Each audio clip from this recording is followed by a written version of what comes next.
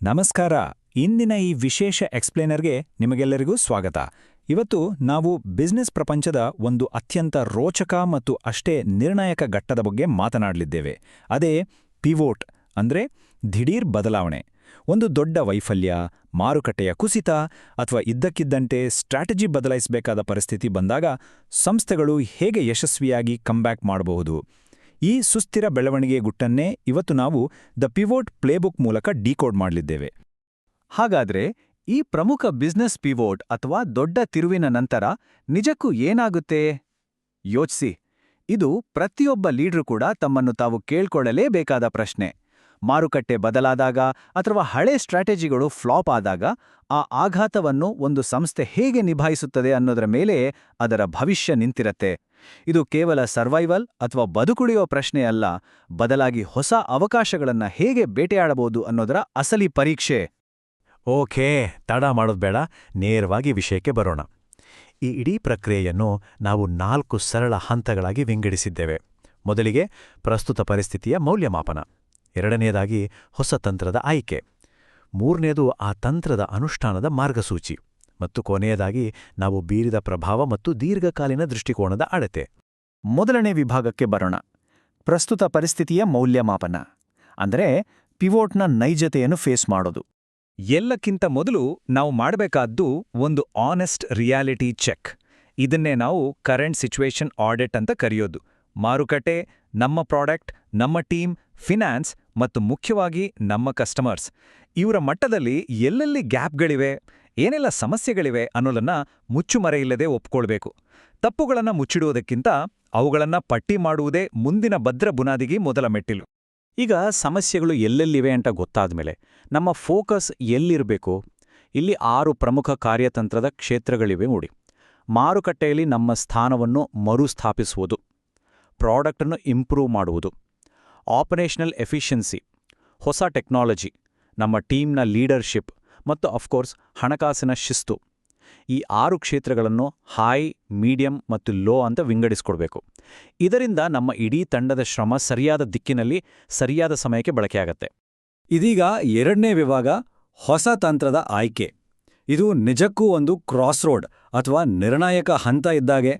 ಈ ಹಂತವನ್ನು ನಾವು ಹೇಗೆ ಇವ್ಯಾಲ್ಯೂಯೇಟ್ ಮಾಡಬೇಕು ಅನ್ನೋದನ್ನ ಇದು ಅದ್ಭುತವಾಗಿ ವಿವರಿಸ್ತದೆ ನೋಡಿ. ಹೊಸ ಐಡಿಯಾಗಳು, ಹೊಸ ಸ್ಟ್ರಾಟಜಿಗಳು ನೋಡೋದಕ್ಕೆ ತುಂಬಾ ಆಕರ್ಷಕವಾಗಿರಬಹುದು. ಆದರೆ ಕೇವಲ ಲಾಭಗಳನ್ನಷ್ಟೇ ನೋಡಿದರೆ ಸಾಲದು. ಪ್ರತಿಯೊಂದು ಹೊಸ ಆಯ್ಕೆಯ ಸಂಭಾವ್ಯ ಪ್ರಯೋಜನಗಳನ್ನು, ಅದರ ಹಿಂದಿರುವ ಪ್ರಮುಖ ರಿಸ್ಕ್ಗಳು ಅಥವಾ ಅಪಾಯಗಳ ಜೊತೆ ತೂಗಿ ನೋಡಬೇಕು. ಆಗ ಮಾತ್ರ ಲಾಜಿಕ್ ಆಗಿ ಮತ್ತು ಪ್ರಾಕ್ಟಿಕಲ್ ಆಗಿ ಅತ್ಯುತ್ತಮವಾದ ಹೊಸ ಹಾದಿಯನ್ನು ಆಯ್ಕೆ ಮಾಡಲು ಸಾಧ್ಯ. ಒಮ್ಮೆ ಸ್ಟ್ರಾಟಜಿ ಫೈನಲ್ ಆದ ಕೂಡಲೇ ಅದು ಪಕ್ಕಾ ಪ್ಲಾನ್ ಆಗಿ ಬದಲಾಗಬೇಕು. ಪ್ರತಿಯೊಂದು ಸ್ಟ್ರಾಟಜಿಗೂ ಒಂದು ಕ್ಲಿಯರ್ ಆಬ್ಜೆಕ್ಟಿವ್, ನಿರೀಕ್ಷಿತ ರಿಸಲ್ಟ್ ಮತ್ತು ಅದಕ್ಕೊಂದು ಡೆಡ್ಲೈನ್ ಇರಲೇಬೇಕು.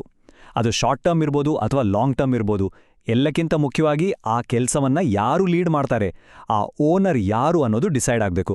ಯಾಕಂದ್ರೆ ಜವಾಬ್ದಾರಿ ಇಲ್ಲದ ಯೋಜನೆಗಳು ಕೇವಲ ಪೇಪರ್ ಮೇಲಷ್ಟೇ ಉಳಿದ್ಬಿಡ್ತವೆ ಅಲ್ವಾ? ಈಗ ಪ್ಲಾನ್ ರೆಡಿ ಆಯ್ತು, ಆದರೆ ಅದಕ್ಕೆ ತಕ್ಕ ರಿಸೋರ್ಸಸ್ ಬೇಡವಾ? ಬಜೆಟ್ ಮತ್ತು ಸಂಪನ್ಮೂಲಗಳಿಲ್ಲದ ಸ್ಟ್ರಾಟಜಿ ಕೇವಲ ಒಂದು ಹಗಲುಗನಸಷ್ಟೇ.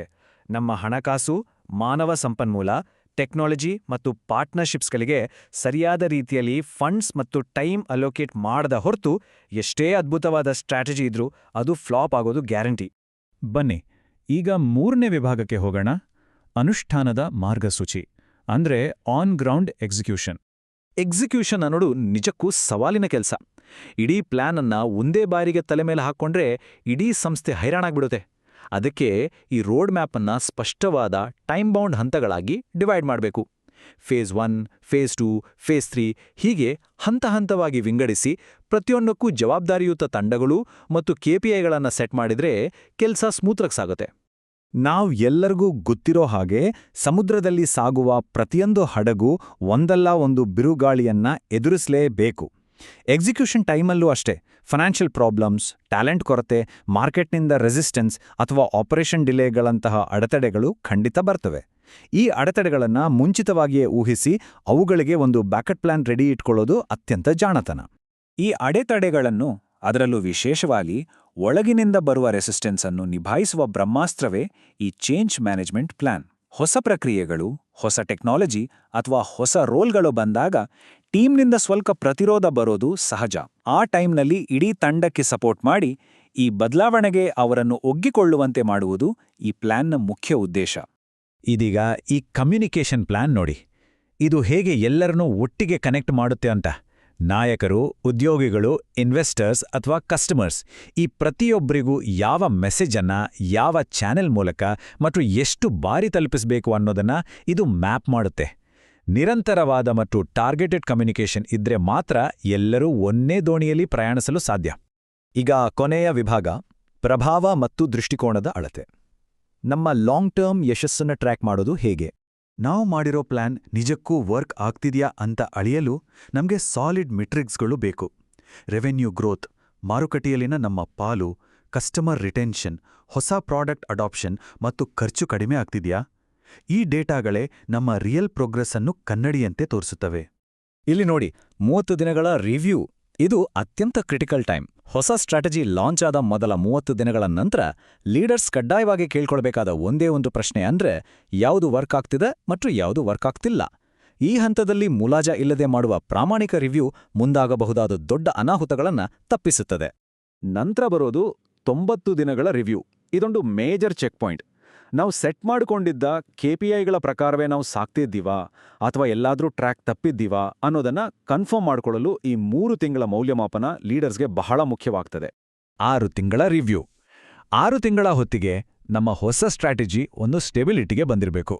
ಈಗ ನಮ್ಮ ನೊಂದಿರೋ ಪ್ರಶ್ನೆ, ಇದೇ ವೇಗವನ್ನ ಮೇಂಟೈನ್ ಮಾಡಬೇಕಾ, ಸ್ಕೇಲ್ ಅಪ್ ಮಾಡಬೇಕಾ ಅಥವಾ ಮತ್ತೇನಾದ್ರೂ ಸಣ್ಣ ಪುಟ್ಟ ಪಿವೋಟ್ಗಳು ಬೇಕಾ ಅಂತ ಡಿಸೈಡ್ ಮಾಡುವ ನಿರ್ಣಾಯಕ ಘಟ್ಟವಿದು.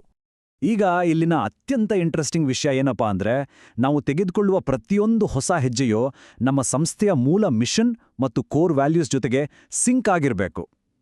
ನಮ್ಮ ಅಂತಿಮ ಗುರಿ ಮತ್ತು ನಮ್ಮ ದೈನಂದಿನ ಸ್ಟ್ರಾಟಜಿಗಳ ನಡುವೆ ಹೊಂದಾಣಿಕೆ ಇದೆಯಾ ಅಂತ ಚೆಕ್ ಮಾಡ್ಕೊಡೋದು ಮಸ್ಟ್.